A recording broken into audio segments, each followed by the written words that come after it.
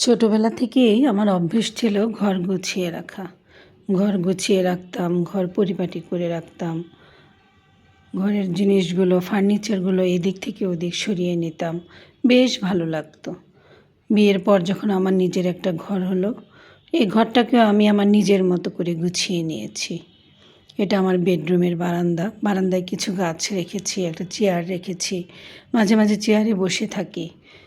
অনেক কিছু ভাবনা আসে মনে, ভাবতে থাকি আর আল্লাহর কাছে শুকরিয়া আদায় করি যে আল্লাহ তুমি আমাকে অনেক ভালো রেখেছো। আমি আমার ঘরকে অনেক সুন্দর করে গুছিয়ে রাখতে পছন্দ করি, পরিপাটি রাখি, সবসময় টিপটপ রাখি, পরিষ্কার পরিচ্ছন্ন রাখি, চেষ্টা করি। এটা আমার লিভিং স্পেস। লিভিং স্পেসে একটা বারান্দা আছে, ওই বারান্দাতেও কিছু গাছ রেখেছি। গাছগুলো দেখলে আমার মনে হয় যেন আমার সন্তানের মতো। গাছগুলোকে আমি আমার সন্তানের মতোই লালন পালন করি, পানি দেই, প্রতিদিন গাছে পানি দিই।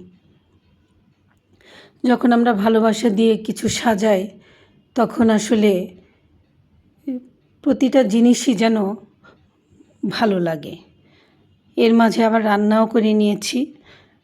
আজ রান্না করেছি বোয়াল মাছের ঝোল, তারপরে বুটের ডাল। মাঝে রান্নাও করে ফেলেছি। রান্নাটা করতে করতে এর মাঝে আবার ঘরও গুছিয়ে ফেলেছি।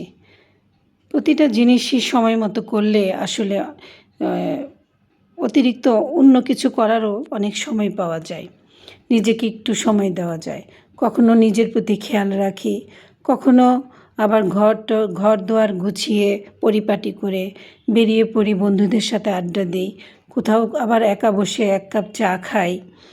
কখনো আবার একা একা ঘুরতে বেরিয়ে পড়ি। যখন যা মন চায় তখন সেটাই করি।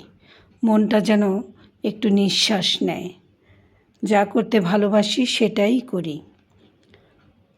আসলে প্রতিটা মানুষেরই নিজের বলতে কিছু একটু সময় থাকা দরকার।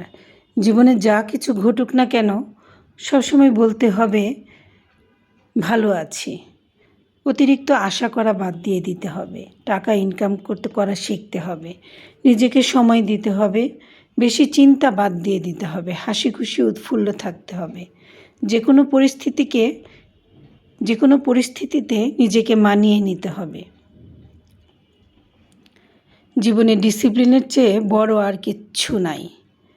ডিসিপ্লিনের বাইরে গেলেই জীবন যুদ্ধ ও জীবনযাত্রা থেকে ছিটকে পড়ে যেতে হয়। ঘর ঝাড়ু দিতে গেলেও ভালো করে ঘরটা ঝাড়ু দিতে হবে, যেন আমার চেয়ে ভালো কেউ না করতে পারে। যে কাজটাই করব আমরা খুব ভালো করে করব। আমি চেষ্টা করি আমার ঘরটাকে খুব সুন্দর করে গুছিয়ে রাখতে। এর মধ্যে আবার বিকালের একটু নাস্তাও করেছি।